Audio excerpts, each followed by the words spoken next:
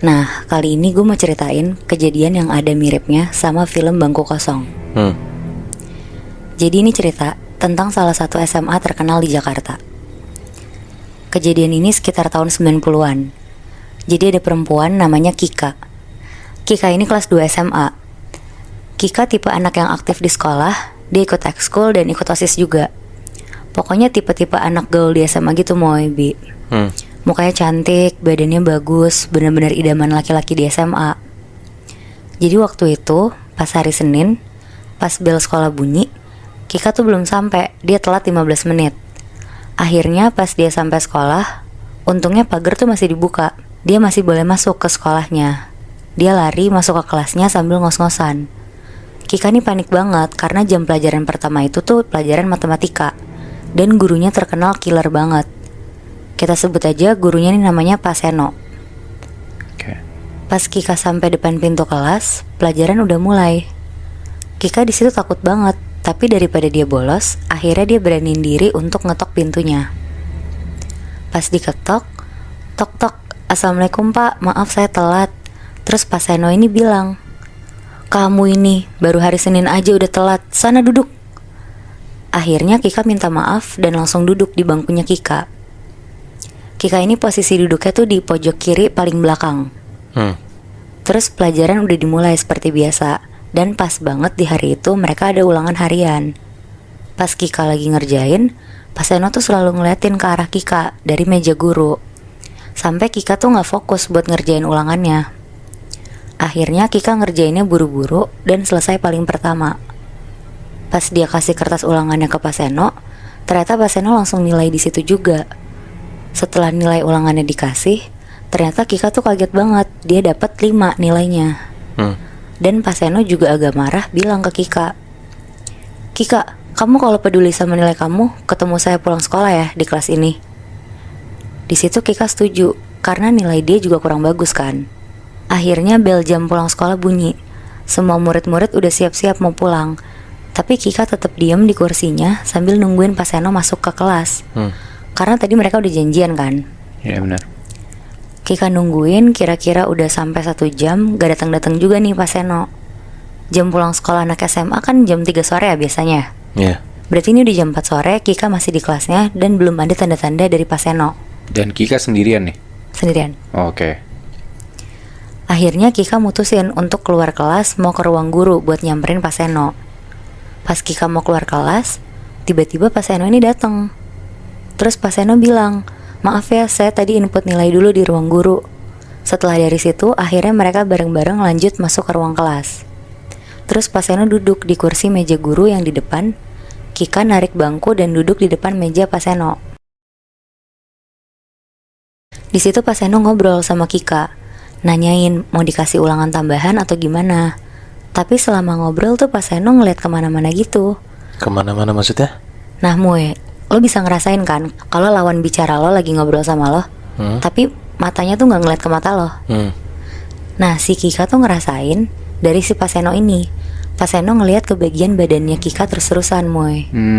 Oh ini guru mata keranjang gitu ya, Bi? Iya. Terus. Terus pas banget tuh kondisi cuaca lagi hujan deras. Jadi agak gelap kan, gak ada matahari. Cuma ngandelin lampu kelas yang gak begitu terang juga. Pokoknya ada momen dimana Pak Seno tuh nyentuh tangannya Kika. Terus ditarik tangannya sama Kika. Sampai akhirnya Pak Seno maksa Kika untuk berhubungan badan. Anjing. Ya. Di situ Kika nangis-nangis bilang gak mau. Tapi Pak Seno tuh maksa banget Moe, Bi. Kayak diperkosa gitu akhirnya. Di kelas? Di kelas. Oh shit. Bangsat. Keluar dari kelas, Kika hancur banget rasanya. Dia nangis-nangis dan trauma banget perasaannya. Tapi dia ingat kata-kata Pak Seno tadi. Kalau dia bilang ke orang-orang atau orang tuanya sekalipun, nilai matematikanya akan selalu jelek. Bahkan dibikin gak lulus sama Pak Seno. Di situ Kika bingung dan gak terima banget akhirnya. Dia diem di kamar mandi sekolah, nangis-nangis gak berhenti. Pokoknya mentalnya tuh hancur banget. Besokannya, hari Selasa, satu sekolah dibikin geger karena OB sekolah nemuin Kika di kamar mandi gantung diri dengan posisi satu badan udah biru. Oh shit. Di situ sekolah sampai nggak ada kelas sama sekali karena guru-guru pun shock semua ngeliat Kika, anak yang aktif, yang ceria sehari-harinya, mutusin buat bunuh diri. Pas Paseno dengar kabar itu, dia kaget banget dan seketika dia jadi nggak enak badan di hari itu. Paseno juga takut banget. Kika udah sempet cerita ke orang lain tentang kejadian mereka kemarin sore. Akhirnya Paseno izin pulang duluan. Sesampainya di rumah, Paseno dengan perasaan yang selalu parno ngerasa diliatin terus. Kayak bener-bener ngerasa ada yang ngeliatin dia dari pojok atau ada yang ngikutin dia dari belakang gitu. Pokoknya dia merinding satu badan terus-terusan gak berhenti. Besokannya Paseno berangkat ke sekolah. Dia ngeberanin diri dan berusaha untuk bersikap biasa aja kayak dia gak tahu apa-apa. Sesampainya di sekolah, dia ngajar di kelasnya si Kika ini. Dia buka pintu, dia ngerasa aura kelasnya tuh beda banget dari yang biasanya. Tapi dia tetap ngajar kayak biasa dan milih untuk gak ngomongin Kika ke murid-murid lain. Bangku bekas tempat Kika duduk tuh kosong dan teman-temannya milih untuk ngosongin bangku itu buat ngenang Kika. Persis seminggu setelah Paseno dan Kika ngelakuin hal itu, jam pelajaran pertama Paseno langsung masuk ke kelasnya Kika. Pas dia duduk dan lagi absen muridnya satu-satu, Paseno lupa. Dia nyebut nama Kika pas lagi absen. Pas dia panggil, Kika Nia Veronica. Tiba-tiba Paseno ini ngeliat ada tangan pucet banget angkat tangan dari pojok kiri belakang. Oh shit. Karena posisinya di pojok belakang, jadi kan agak susah ya buat ngeliat mukanya. Jadi Paseno berusaha ngeliat siapa yang angkat tangan. Pas dia akhirnya bisa ngeliat, ternyata benar yang angkat tangan itu tuh Kika. Pakai seragam putih-putih hari Senin, angkat tangan sambil nunduk. Di situ Paseno kaget banget, terus bilang ke murid lain, "Itu siapa yang duduk di bangku bekas Kika?" Murid-murid yang lain semuanya bilang, "Gak ada pak, kosong bangkunya." Di situ perasaannya Paseno takut banget, karena ternyata cuma dia yang bisa lihat sosok itu. Sampai pelajaran matematika Paseno selesai, Paseno ngeliat dengan jelas banget sosok yang duduk di bangku kosong tempat Kika duduk itu beneran Kika. Oh shit. Dan Kika duduk di situ gak bergerak selama pelajaran matematika. Akhirnya Paseno langsung keluar dari kelas dan jalan cepat ke arah ruang guru. Pas dia lagi jalan, karena Paseno jalan juga udah lemes banget, dia gak sengaja nabrak satu murid sampai buku-bukunya Paseno yang dipegang itu semuanya jatuh ke bawah. Paseno refleks dong jongkok buat ngambil bukunya kan. Muridnya ini juga langsung jongkok dan bantu Paseno. Terus pas mereka berdua saling lihat-lihatan muka, ternyata murid yang ditabrak Paseno itu adalah Kika. Paseno ngelihat mukanya Kika pucat, warnanya biru, mukanya marah banget ke Paseno. Dan pas Paseno lagi kaget-kagetnya, Kika ini teriak, "Saya nggak mau!" Oh shit. Paseno di situ kaget banget dan langsung lari ke ruang guru. Pas Paseno sampai ke ruang guru, guru-guru lagi heboh banget ngomongin hasil otopsi Kika yang udah keluar. Dan ternyata hasil otopsi Kika itu adalah korban kekerasan seksual. Di situ Paseno kaget banget karena nggak nyangka kalau keluarganya Kika sampai otopsi jenazahnya si Kika. Dan katanya keluarganya Kika itu mau buka CCTV sekolah Kika di hari Senin pas kejadian itu. Wah, anjir. Mampus tuh Paseno tuh. Terus. Jujur di situ Paseno takut banget ketahuan karena posisinya kan mereka berdua yang ada di kelas itu kan. Iya. Pasti kelihatan kan di CCTV koridor sekolah kalau mereka berdua masuk kelas itu. Dan setelah kejadian Kika keluar nangis-nangis ke kamar mandi kan. Akhirnya Paseno pulang ke rumah. Selama di jalan pulang, Paseno ketakutan, gak bisa berhenti mikirin Kika karena takut orang-orang tahu apa yang dilakuin ke Kika. Sampai akhirnya Paseno sampai rumah, Paseno bersih-bersih, mandi dan lain-lain. Pas dia mau tidur, matiin lampu, tiba-tiba Paseno dengar suara langkah kaki dari luar kamarnya. Dia dengerin makin lama makin dekat suara langkah kaki ini. Tiba-tiba suara ini berhenti dan ada bayangan kaki di depan pintu kamar Paseno. Pas bayangannya hilang, pintu kamar Paseno tiba-tiba kebuka kenceng banget tapi gak ada siapa-siapa. Paseno bangun mau nutup pintunya. Pas dia baru bangun dari kasurnya, tiba-tiba ada sosok perempuan pakai seragam SMA putih-putih, matanya merah melotot, baju putihnya berlumuran darah, satu badannya biru, ngerangkak di sebelah kasur Paseno. Bangsat. Tangannya nyentuh kasur Pak Seno.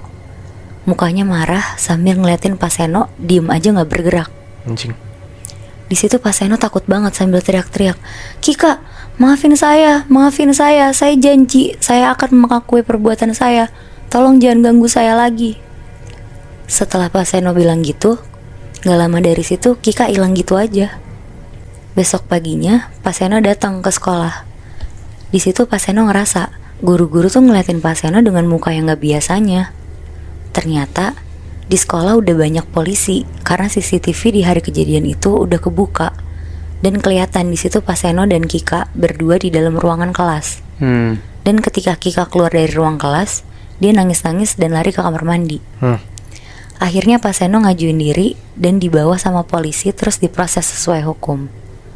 Setelah pengajuan Pak Seno, nyebarlah cerita tentang kematian Kika. Dan sampai sekarang gak ada yang berani duduk di bangku bekas Kika. Anjing. Tapi itu parah banget, Moy. Gue penasaran sih. Tadi lu bilang SMA Jakarta kan? Iya. SMA mana tuh, Nat? Gue gak berani nyebut namanya sih, Bi. Pokoknya dia di daerah Jakarta. Tapi sampai sekarang bangku itu masih kosong? Masih kosongnya sampai sekarang itu gue kurang tahu. Tapi yang gue tahu semenjak kejadian itu ada peraturan dimana gak boleh pakai baju putih-putih setiap hari Senin. Karena sosok Kika masih suka kelihatan di sekolah pakai seragam putih-putih. Nah, lo tebak sendiri deh tuh, di sekolah mana kira-kira?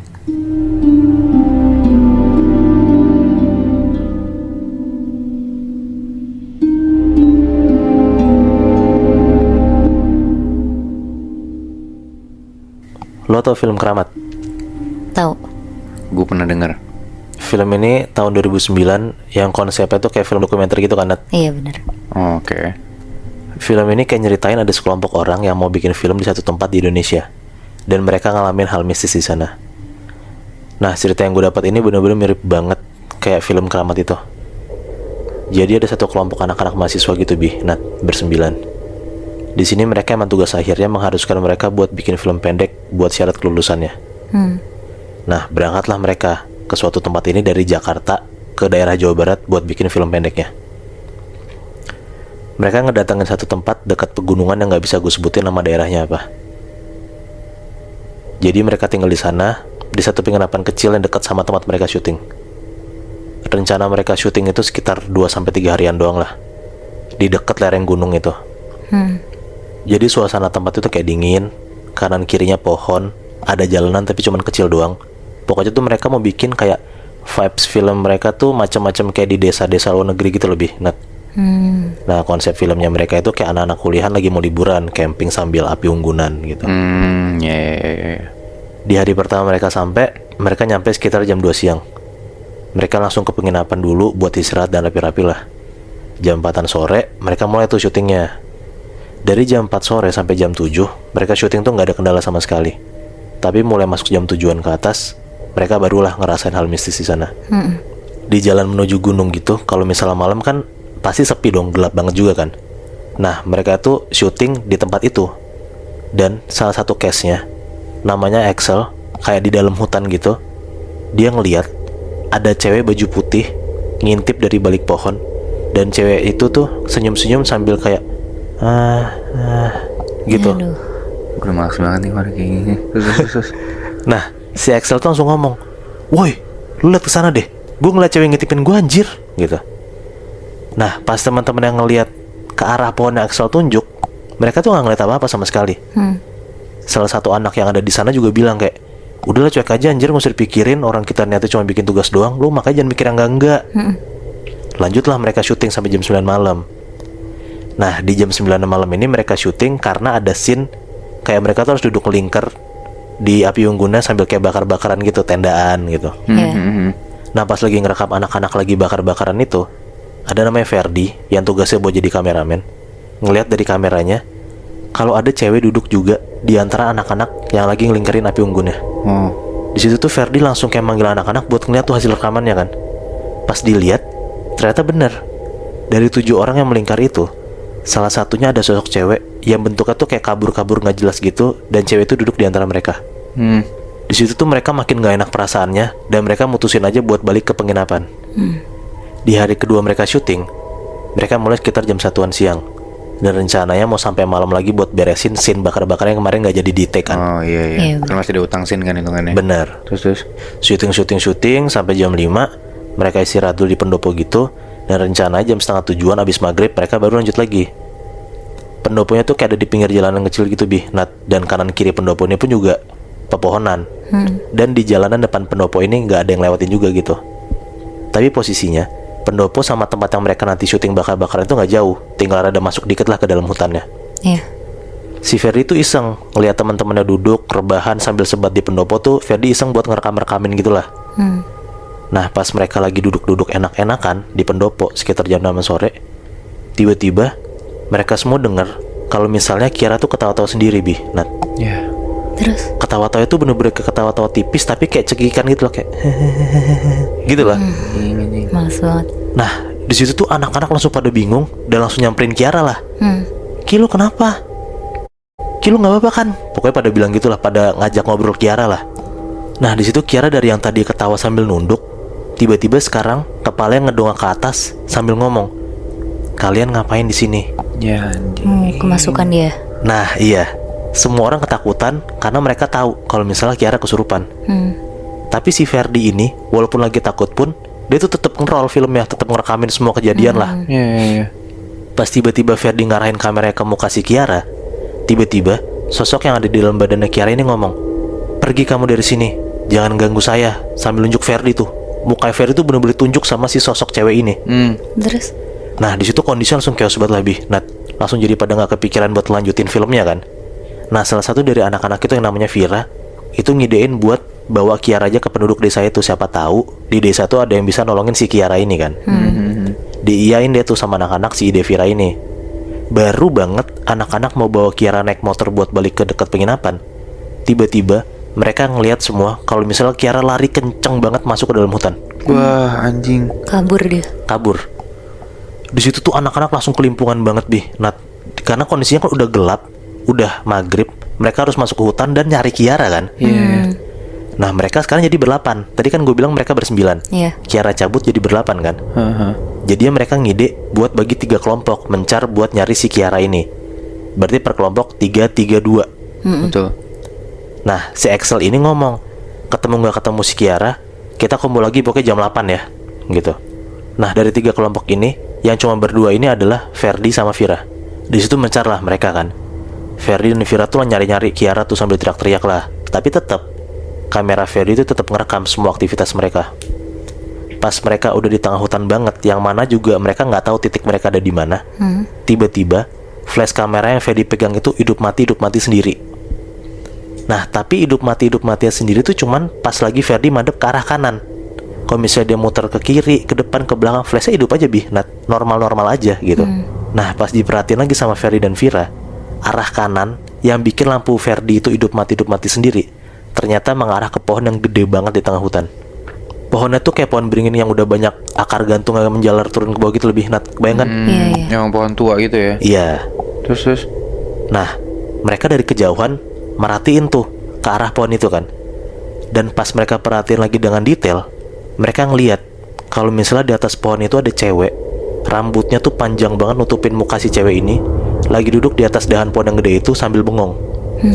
Langsung lah Ferdi dan Vira ini lari ke arah pohon itu kan, sambil teriak-teriak, Kiara lu ngapain? Turun, Kiara lu sadar gitu. Mereka teriak-teriak ke arah cewek ini. Itu Kiara. Nah, mereka pokoknya teriak-teriakin ke arah si cewek ini. Pas si Vira lagi teriak-teriak gitu juga, tiba-tiba Axel nelpon ke Ferdi. Axel ngomong, Fer, kita udah balik nih. Jadinya kita ketemu sama penduduk di sini dan dia udah tahu Kiara di mana. Nah, Ferdi ngomong lah, ini Kiara depan gue Sel, dalam hutan gitu kan. Si Axel ngomong lagi, lah enggak Fer, kata orang pintar penduduk sini, katanya Kiara udah dianterin ke penginapan. Ini kita udah OTW nih ke penginapan. Anjing. Terus itu siapa ya? Nah itu dia, kaget lah si Ferdi kan Nat. Karena katanya kalau misalnya si Kiara udah di penginapan, yang ada di depan mereka siapa? Gitu kan. Benar. Beres banget Ferdi teleponan, ternyata Ferdi ngeliat kalau misalnya si Vira lagi senyum-senyum sendiri ngeliatin pohon sambil gumam-gumam kayak kayak ngomong gak jelas gitu. Anjing. Di situ Ferdi bener-bener takut banget kalau sekarang Vira yang kesurupan Bi, Nat. Iya. Langsung lah si Ferdi nelpon balik si Axel kan, kasih tahu kalau misalnya Vira tuh kesurupan. Panik banget tuh si Axel sama anak-anak yang udah di penginapan itu kan, yang udah nyamperin si Kiara. Di situ jadinya anak-anak mencar lagi. 4 orang jagain Kiara di penginapan, karena kan Kiara udah enakan dan udah rada normalan lah. Sisanya balik lagi ke hutan buat nyelamatin Vira barengan sama orang pinter yang ada di desa itu. Singkat cerita, mereka sampai di hutan. Orang pinter itu tuh langsung nyamperin Vira dan interaksi gitulah sama si setan yang ada di dalam badan Vira. Tiba-tiba pas lagi interaksi, setan yang ada di dalam badan Vira itu ngomong, suruh mereka pergi dari sini, tempat ini suci, gitu. Bingung lah kan, maksudnya suci kenapa gitu, anak-anak ngerti maksudnya apa. Ditanyalah sama orang pinter ini, emang anak-anak ini ngapain kan, mereka niatnya cuma syuting doang, nggak macem-macem. Setannya ngomong lagi, Nat, perempuan ini kotor, dia udah mengotori tempat ini. Di situ makin tegang lah suasananya kan. Gak gitu lama, akhirnya orang pinter ini ngomong-ngomong sendiri ke Vira, dan tiba-tiba Vira ini pingsan. Dan ternyata setan yang ada di dalam badan Vira ini udah hilang tiba-tiba. Akhirnya mereka semua balik ke penginapan, dan mereka nyampe lah sekitar jam 10-an malam. Nunggu si Vira sadar, si orang pinter ini ceritalah semuanya.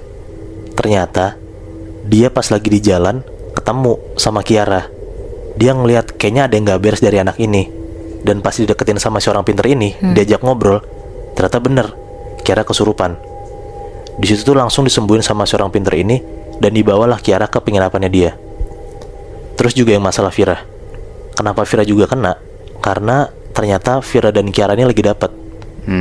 Dan ternyata pamali banget kalau misalnya cewek lagi dapet tapi malam-malam masuk ke hutan. Sosok penunggu hutan itu bener-bener gak suka banget dikotorin tempatnya. Makanya mereka ngerasukin Kiara dan Vira biar mereka semua pergi dari tempat itu. Tapi Moy, kenapa waktu si Kiara kesurupan, si sosok ini nunjuk Ferdi ya? Ferdi ganggu banget, ngerekamin mukanya si Kiara kan. Iya. Nah, menurut gue juga si sosok cewek ini nggak cuman nggak suka sama Kiara dan Vira, tapi si sosok cewek ini kayak nggak suka sama mereka semua gitu loh. Karena mungkin kayak sosok ini tuh kayak terasa terusik gitu sama mereka. Walaupun kayak cuman kesannya syuting doang, ya tapi si penghuni hutan ini gak suka ketenangan mereka diganggu, ya gak sih? Iya mungkin. Anjir, film keramat aja udah serem ya. Gimana kalau kejadian beneran? Nah, hari ini kan kita bahas hal-hal mistis yang mirip banget kayak ada yang di film horor Indonesia.